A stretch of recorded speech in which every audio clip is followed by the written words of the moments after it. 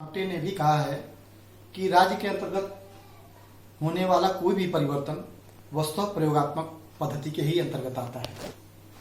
इस प्रकार किसी भी प्रकार के अंतर्गत जो राजनीतिक व्यवस्था में होते हैं उनको प्रयोगात्मक पद्धति के अंतर्गत ही देखा जा सकता है।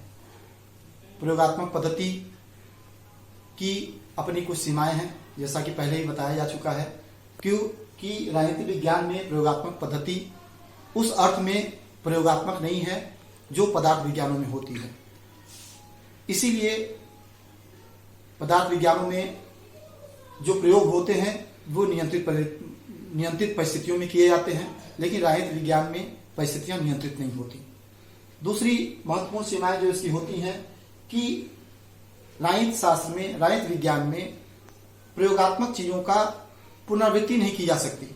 जिस प्रकार से पदार्थ विज्ञानों में प्रयोगों की पुनरावृत्ति की जा सकती है, इस प्रकार से राजनीतिक विज्ञान में संभव नहीं है। ऐसी कमियों के बीच भी इसके साथ इसके प्रयोग करने में कुछ सावधानियां भी रखनी आवश्यक है। इसमें सर्वप्रथम प्रयोगकर्ता को अपने मनोभाव से पृथक करके ये प्रयोग करने रहते हैं। दूसरी बात यह है कि दो देशों की समान परिस्थितियों में भी निष्कर्ष अलग अलग होते हैं। ऐसा प्रयोगकर्ता को अपने प्रयोग के निष्कर्षों में समझना चाहिए। जैसे स्विट्जरलैंड का प्रत्यक्ष प्रजातंत्र अमेरिका के प्रत्यक्ष प्रजातंत्र में लागू करने से निसंदेह विरोधाभास उत्पन्न करेगा। इसलिए प्रत्यक्ष लोकतंत्र के सिद्धांतों को सभी जगहों पर एक समान से लागू नहीं किया जा सकता। इस प्रकार हम देखते हैं कि प्रयोगात्मक पद्धति अपनी कुछ सीमाओं के साथ और सावधानी पूर्वक प्रयोग करने से राजनीतिक विज्ञान में फलदायी साबित होती है। राजनीतिक विज्ञान की अध्ययन पद्धतियों में हमने परंपरागत अध्ययन पद्धतियों के बारे में देखा। इसमें अभी तक हम लोगों ने जो देखा पर्यवेक्षणात्मक, ऐतिहासिक, तुलनात्मक एवं प्रयोगात्मक, ये सारी पद्धतियां वस्तुतः आपको बताई गई कि आगमनात्मक पद्धति के अंतर्गत आती हैं। राजनीतिक विज्ञान में निगमनात्मक पद्धति के अंतर्गत दार्शनिक पद्धतियों को लिया जाता है। दार्शनिक पद्धति से आशय यह है कि किसी भी चीज का आदर्श स्वरूप क्या होना चाहिए और उसकी प्राप्ति के क्या प्रयत्न किए जाने चाहिए। इस प्रकार से निगमनात्मक निष्कर्ष कुछ सामान्य तथ्यों के आधार पर विशेष निष्कर्षों की प्राप्ति भी करना चाहता है। राजनीतिक विज्ञान में दार्शनिक पद्धति का प्रयोग करने वाले विद्वानों में प्लेटो, ग्रीन, ब्रैडले, बोसांके, थॉमस मूर आदि विद्वानों का मुख्य रूप से नाम आता है। प्लेटो ने अपने ग्रंथ रिपब्लिक में आदर्श राज्य की खोज, थॉमस मूर ने यूटोपिया के माध्यम से विशेष साम्राज्य की खोज की। लॉक, इन्होंने भी दार्शनिक पद्धति का प्रयोग करके सामान्य प्राकृतिक अवस्था में सामान्य नियमों की व्याख्या की। रूसो ने सामान्य इच्छा सिद्धांतों का प्रतिपादन भी दार्शनिक पद्धति के आधार पर किया।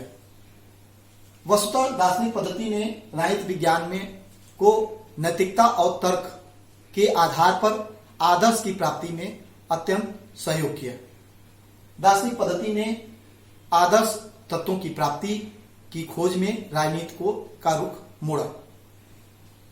दार्शनिक तथ्यों की प्राप्ति में राज्य का लक्ष्य क्या होना चाहिए, श्रेष्ठ संस्थाओं की स्थापना कैसे होनी चाहिए, मानव जीवन का लक्ष्य क्या है, इन तथ्यों को राजनीति के द्वारा पकड़ने का प्रयास किया गया और निश्चित निष्कर्ष निकाले भी गए।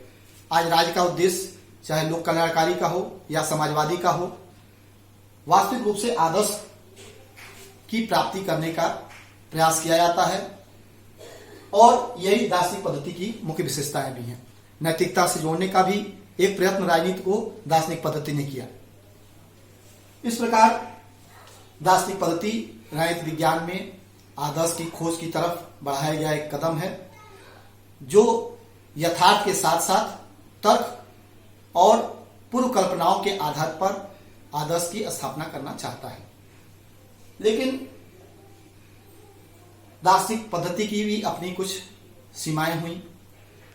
जैसा कि हम जानते हैं कि आदर्श की प्राप्ति में नैतिकता और कल्पनाओं के आधार पर विभिन्न विचारकों द्वारा मानव जीवन के यथार्थ में क्या कठिनाइयां आती हैं उसको ध्यान दिए बिना उन आदर्शों की प्राप्ति करने की चेष्टा की गई जो कहीं न कहीं असफल साबित हुई।